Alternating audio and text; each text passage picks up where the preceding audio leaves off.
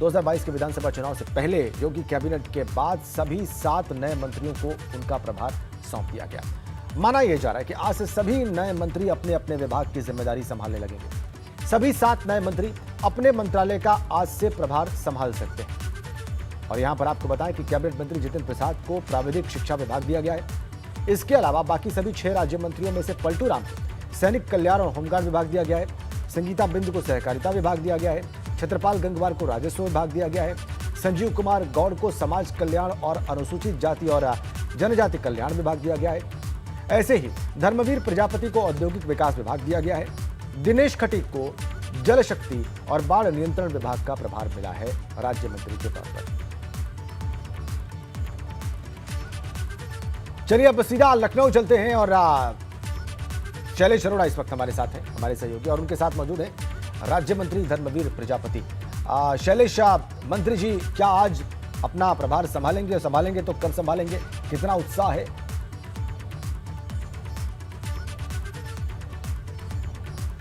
बिल्कुल राजेंद्र, इस समय धर्मवीर प्रजापति जी हमारे साथ में हैं और देखिए उनको जो विभाग मिला है औद्योगिक विकास विभाग, मुख्यमंत्री की प्राथमिकता के विभागों में से एक है। जब भी देखिए मुख्यमंत्री जी का कोई संबोधन होता है तो उसमें उद्योगों का जिक्र जरूर आता है, क्योंकि उद्योगों से रोजगार आता है। तो निश्चित रूप से एक बड़ी जिम्मेदारी है, प्राथमिकता का विभाग है। सीधे बात करते हैं धर्मवीर जी से, जो इस समय आए हुए हैं मछलियों को दाना खिलाने। ये इनकी रोज़ की दिनचर्या है कि जब भी लखनऊ में रहते हैं तो यहाँ पे एक पौंड में, एक पार्क के जनेश्वर मिश्र पार्क में आते हैं, मछलियों को रोज़ाना दाना देते हैं, यही मॉर्निंग वॉक करते हैं और आज भी उसी दिनचर्या के तहत यहाँ आए हुए हैं।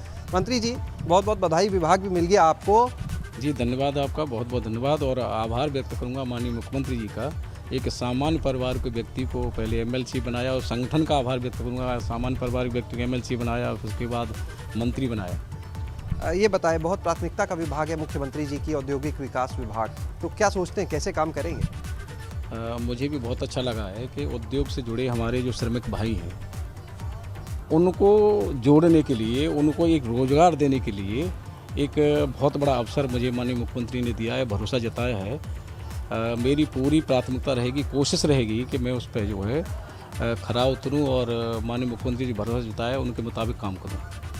ये बताएं, चार्ज आज लेंगे या बाद में? 1 घंटे बाद में हम तय कर लेंगे, चार्ज आज भी ले सकते हैं।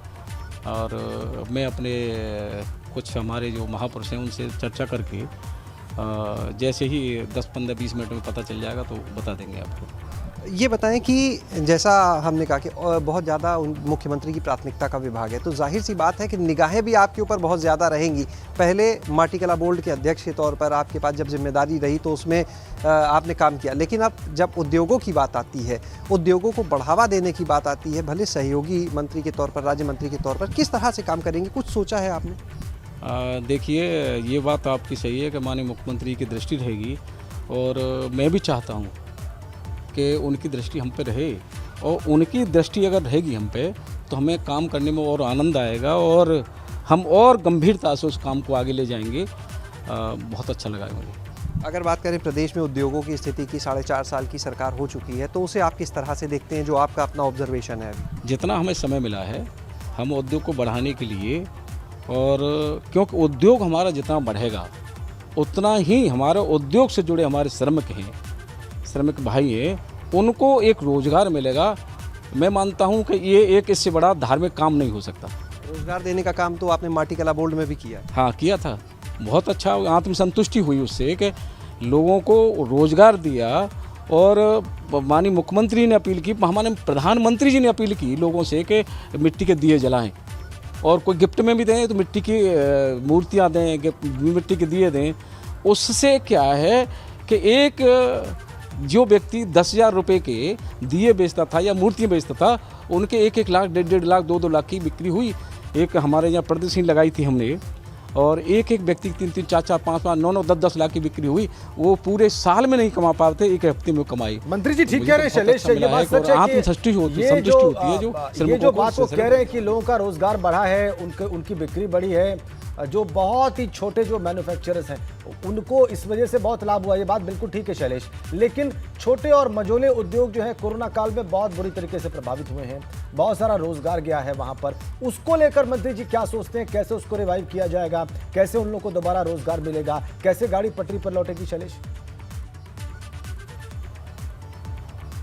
बिल्कुल राजेंद्र, मंत्री जी देखिए कोरोना काल में छोटे और मझोले उद्योग जो हैं वो सबसे ज़्यादा प्रभावित हुए हैं रोजगार की दृष्टि से। उनको उभारने के लिए किस तरह से आप सोचते हैं काम किया जा सकता है? देखिए, अब ये रात हमारे विभाग की घोषणा हुई है, आज हम इस पे विचार करेंगे, मंथन करेंगे। कल तक तो ये अनुमान ही नहीं था कि क्या हो सकता है, क्या मिलेगा हमें। आज हम इस पे विचार करेंगे और मैं एक जिम्मेदारी के बतौर कह सकता हूँ कि जितना दिमाग लगा करके और जितना हम समय दे करके उस उद्योग को बढ़ाने के लिए लघु और मझोले जो उद्योग हैं जो कोरोना काल में प्रभावित हुए हैं उनको हम माननीय अपने मंत्री जी के साथ बैठ करके इस पर विचार करके जितना हम आगे बढ़ा सकते हैं, समय मेरे पास पर्याप्त रहता है, समय हम पूरा देंगे और उसके साथ पूरी योजना बना करके उसे आगे बढ़ाने में जितना हो सकता है प्रयास उतना हम ठीक है शैलेश, आपने कहा हमारी समय समझ पर्याप्त शुभकामनाएं रहता हैं। है। कहीं ऐसा तो नहीं लगता है कि अब शैलेश, चुनाव में बहुत कम बहुत समय है? शुभकामनाएं हैं मंत्री जी को और आपका बहुत बहुत धन्यवाद। आपने बहुत विस्तार में बात की मंत्री जी से और उनका विचार आपने देखा, सुना, हमारे तमाम दर्शकों ने देखा। हमारी भी समझ शुभकामनाएं हैं उनके आगे के प्रभार के लिए, कार्यभार के लिए। बहुत बहुत धन्यवाद शैलेश आपका।